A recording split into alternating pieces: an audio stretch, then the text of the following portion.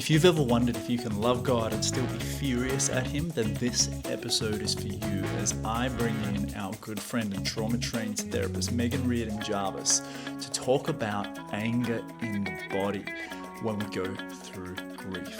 This conversation, I believe, is going to unlock so much in your world in understanding anger much better, like it has for many of our members. Enjoy. Hey, it's Ryan Bowles here. Welcome back to our Good Grief Couch. I'm riding solo today. Kaylee is taking care of our daughter Nazare. We've just come back from a beautiful morning and breakfast with one of our Good Grief Club members, Sue, who we just had the pleasure of meeting for the first time in person. It's so amazing when you get to hang out with people online and then finally meet in person. And we always get this experience like, we feel like we've known you for way longer than we have. It's only been a couple of months since we met Sue on one of our Introduction to Processing Grief workshops. And I can vividly remember when I saw her face in the Zoom room. And I said to her, Sue, have we met? And she sort of shook her head. But that's the kind of relationship that we build around here. And so now there were plenty of hugs, there was tears, there was laughter as we sat and had coffee and breakfast and heard about her journey of losing her son, Michael, to a short battle, really, with cancer. And she's coming up 2 years this year. And so it was really special for her to honor him and for us to hear her story and his story as well. But what she said about joining our Good Grief Club, she actually said it felt like walking into a room that was a big hug, where people knew and understood what you were going through. So we were so excited coming back from that. And we've had a big week. Last week we had 3 different workshops on. Women all around the world, our Introduction to Processing Grief workshop, now there's been over 4,500 women in the last 12 months who've registered for that workshop, which has just been phenomenal to see the change, and the aha moments and the breakthroughs on those workshops has been incredible. We had a Meetup May launch party online. Because we've got members all over the world. We've created a global member map where you can actually go in and meet members in person, go for a coffee, go for a hike, play sport together. Whatever it is that you're into, grab dinner. Many of our members are starting to just go and grab a meal together and build friendships, which are just beautiful and genuine and really healing. So we had a launch party for that. It was a lot of fun. And then thirdly, we had our expert workshop for the month with Meghan Riordan Jarvis. She's been in the industry as a trauma-trained therapist for 22 years. She's gone through her own profound losses and came in to share what we called the Grief Survival Kit, which specifically was tools for the tough days, the days where you just feel like giving up and that there is not a tomorrow or a sun to rise again. It was a powerful workshop, and I've just pulled up a few of the comments that our members have posted in the club about that workshop, because you're about to hear a really powerful part from that conversation around anger. So Flor said this workshop was so great, probably one of the best ones. They're all great though. Sherry said, I loved hearing about the triangle of trust. We had Shelley here saying today's workshop with Meghan was fabulous. Where do I even start? The art of self-regulating and taking a pulse as to where my number was on the scale. She said there were so many helpful tools and validation for me. I highly recommend attending this workshop. Angela said really great hearing about anger and grief and a more thorough explanation of it. That was so helpful. And Dora said, this was one amazing workshop. Meghan is real, no sugarcoating. And I loved the triangle trust and the number scale. I'd never heard of anything like that. So Meghan came to teach 3 specific tools. Her triangle of trust, setting up a support system around you in times of need. A boundary mechanism that can actually help educate the family and friends in your life that get it wrong because they don't understand what you're going through. And then finally, a tool that she calls Finding Your 5, which is learning how to evaluate where you are on your own scale and come back to a level of self-regulation. So she brought those 3 tools, but we discussed everything under the sun, including anger, which popped up a lot with our members and continues to. So I wanted to pull this piece of the conversation, which is about 10 minutes, and let you in on the inside, because I believe there are going to be breakthroughs for you here that you didn't know you even needed. We got to spend 90 minutes with Meghan, so this is just a short piece, but it's powerful and it's punchy, and I know you're going to walk away changed from it. If you find this episode helpful, we would just ask, Kaylee and I would ask from the bottom of our heart that you would just review the podcast. Give it a 5-star rating if you found it helpful for you, so that we can continue bringing you this content. And also it will reach other people by your review or rating. So we really appreciate it. Okay, without further ado, enjoy this conversation around anger and grief, and I'll see you on the other side. Start with anger because several people said something about anger Yeah, that was really validating, and I would totally. love to start with that because so my real mission is to teach people. So when folks are clinging to the 5 stages of grief, we cling to the 5 stages of grief because it promises us progress and some kind of end to pain. So if we get to believe in stages, then at some point, all of this is going to get better. What I think we're talking about getting better in really early grief is how unbelievably dysregulated our body is. And there's a beautiful book if you don't have it. There are two now by Mary Frances O'Connor, The Grieving Brain and the Grieving Body. But she really just sort of frames like what is happening. Why is this so hard for your brain? And she's rooting it in attachment. She's rooting it in an understanding of how we stay safe. So if you think about, like, if I went into your house and moved all your furniture around and you walked in, it would be super startling and you wouldn't feel safe taking steps, even if you could see it. You would Totally. be like, how did this happen? How did this? And to some degree, that's really what's happening when we're grieving.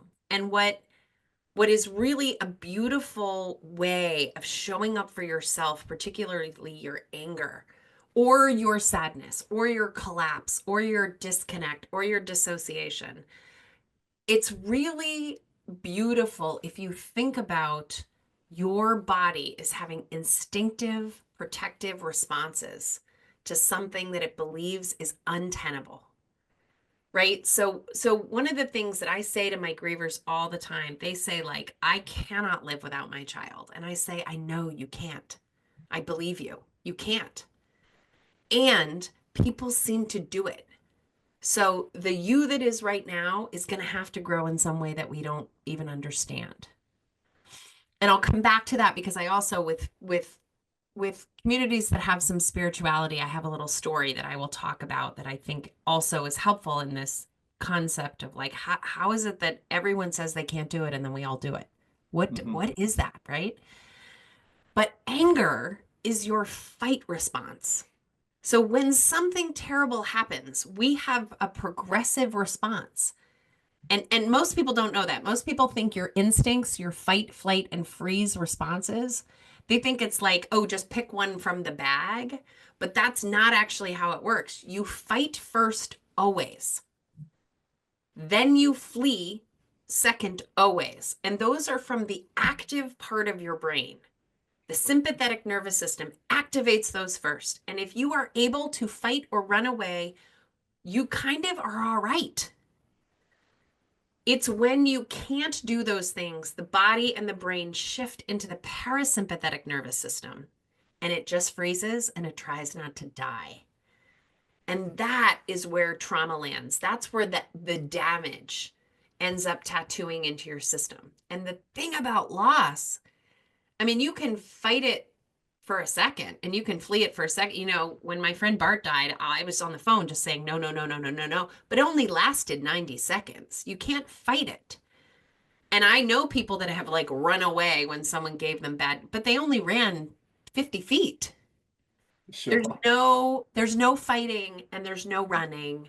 But when you look at the fight, flight, freeze progression, fight is the highest level there is. Mm. So in fight, you have the most energy, the most resistance, and you are at the highest level of functioning. So when people tell me they're angry, I say that is so awesome. We have something to work with. Right? And when people are running away, I'm like, that's great. That's totally great. Once you run yourself out, come back. and let's see if we can. But when you lose something, whether it's health or whatever, or dream, there's nothing to fight against and there's nothing to flee. And I'll just say this, I'm going to say it on my Instagram this week because I keep getting pinged by people who are like, what about the fawn response? So people know that there's fight, flight, freeze, and also fawn. Fawn Um, means you're like befriending people. But right. there's nothing to I don't talk about the fawn response because which is befriending. Like, if you were abused by your father, you might like try to placate him, use your personality to befriend him so that he was less abusive. That's the fawn response, but there's nothing to fawn with in Mm, grief. There's no one to manipulate or try to protect yourself from. It's an outside energetic force. So, what I say about anger, and I write a lot about this in this book, can anyone tell me? I write a lot about, I mean, it's in here in 1,000 places. I did not tab my own book because I thought it was so great. I tabbed my own book because I teach a class in it Look at and those I have them. tabs. Look how great I think my book is. Um, so I Hey, talk a lot of, Jill just got your book today. How cool is that? oh, amazing. I hope you love it. I hope it's helpful, but there's a section in there that's always like for the griever, here's a thing for you to try. And then there's the gentle coaching of Megan's voice to the person who is trying to support a griever. And generally this is what it says. Your ideas don't matter. Your thoughts about what your griever should be doing are irrelevant. Mm, Your judgment is just your judgment.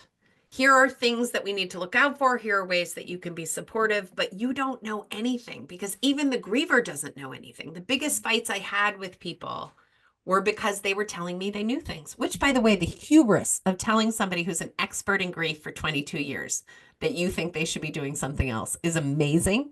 mm, But also, you have to make your own decisions. mm. And those decisions might be testing out bad things that don't work in trying to find what is going to support you in your grief. Yeah, and I've loved those conversations that we've had on the podcast in terms of the way you put it as like little experiments. Uh, Yeah, that's right. and maybe we can touch on that. And I mean, this has been so helpful just on anger. Has this helped anybody else? Just prioritizing and knowing the order in which fight, flight, freeze takes place, and that's instinctive. It's Yeah. inbuilt. It's part of Yep. our human nature, and it's an emotion God's given us as well. I found that was such a huge revelation to me that anger's super motivating, and so when used right, can actually do so much good compared to the way it's portrayed. Is that? So, and I want to let me say something about this because I think it's really important. I actually took a call from a leader in a spiritual community this week, and he said, "I want to tell you what I'm having a really hard time with. I'm having a really hard time with this, like God blesses good people." And so in that, sort of like the prosperity Bible concept Yeah. of like, well, if something bad, and then you're not really allowed to grieve because if you're grieving, then you're questioning like God's goodness. And I take a walk every Sunday morning with an Episcopal priest who's one of my best friends. And one time I was having this conversation with her. I was so mad about something. And I was talking about the writer Anne Lamott, who wrote about when she was sort of at her worst. She needed to get sober. She was pregnant. She's on this houseboat. And all of a sudden, she feels the presence of Jesus on this boat.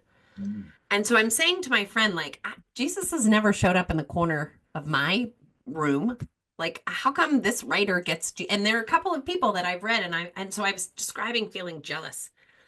And my friend said to me, don't take this the wrong way, Megan, but I don't think you would respond well to a cowering male figure in the corner of your house. That is not the way that God would choose to get your attention, to mm, let you know you were being supported. And I was like, oh man, that is the truth. mm, So for me, seeing an incredible flock of birds outside my window when I was thinking about my mom, or like an unbelievable sunset on a day when I was just like heartbroken. So she said to me, look around. I bet your God is showing up for you in a way that is more palatable to you. And I think about things like anger in that mm. way, right? Like Right. it's very difficult for me to believe if anger is an instinctive response that's trying to protect me, that God would be mad at me for it, right? Like I can handle when my teenagers are mad. I can sit there and be like, I get it. It is hard to be a teenager. You're mad. And if God is a million times that love, like Mhm. it can handle it. Can Oh, handle the so fact good. that in our grief we're pissed that our whoever died and that maybe we might even blame them a little bit. Megan, it's only Wednesday here. Like we've got a few more days till Sunday. All right. Right? Oh, this is so good. Far out. I love that. And for me as well, I believe God shows up in nature like that too. Like I look Yeah. outside and see the greenery, and I haven't had Jesus show up in my room. And Yeah. like, and if he did, I'd be flat on my face. We can't stand the glory. So maybe it's Yeah. not the right way. Right. I like that. That's really cool. Dora said it's okay to be mad at God. He's a forgiving God. Yeah. And like we said, Right. And yeah, And I say this about nature also, which is like, it's okay to be terrified that you're going to implode with all of your pain. Like, walk out onto the grass. mm, Like, the earth has held wow. so much pain, even like more than we can even imagine. So if you are afraid, go out and ask like Mother Earth to hold it with you and cry into the grass or scream into the void Mm. because this is not the first time they have had, that the earth has had to hold something totally untenable with us.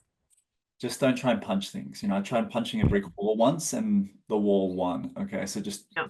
just save your hands. I've Punch, already punch I've already something. made the Punch lesson. something. Yeah, Punch a pillow. correct. Well, how powerful was that? Please don't go punching brick walls. Find a pillow or a couch and punch that. My hands didn't favor me well afterwards. But what an incredible insight into anger and grief. I took so many notes down. I hope you did. Maybe you just need to skip back and re listen again and process everything that Megan had to unpack there because there's so much inside of it.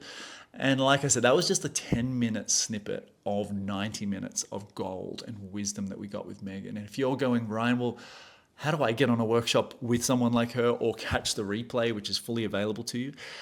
We house all of that inside of what we call our Good Grief Club. It's our monthly membership for women going through grief all over the world, no matter where you are. It's like a community of love and support in your pocket that you can take everywhere with you, wherever you go. Liza, one of our members, is currently in Paris eating croissants and all of the good things that the French have to offer. And she's checking in with all of our community and our workshops while on the road. It's a powerful, powerful thing. So if you would like to join us, you don't need to sign up or take any big steps or make any big decisions right now. Come and join our Good Grief community, which is our private free space that you can come and see, get connected, meet a friend or two before taking further steps in your grief. So we've popped a link below for you. You'll be able to access our community, engage in conversations, join us on what we call is a roadmap call for all of our new community members. And from there, we'll invite you into our Good Grief Club. And you can join us on monthly workshops like the one that you've just heard a snippet of and access all of our coping tools and get to know us and our members a whole bunch more. Make a grief buddy feel way less alone. And like Sue said today to us over coffee, she said it just felt like a warm hug and a room that was inviting. And so that's what we invite you into. Whatever you're doing now, stop it. Click on the link below. Come join the community. And we look forward to getting to know you and your story, as well as your loved ones as well. From Kaylee and myself, we look forward to speaking soon. Big love. Bye for now.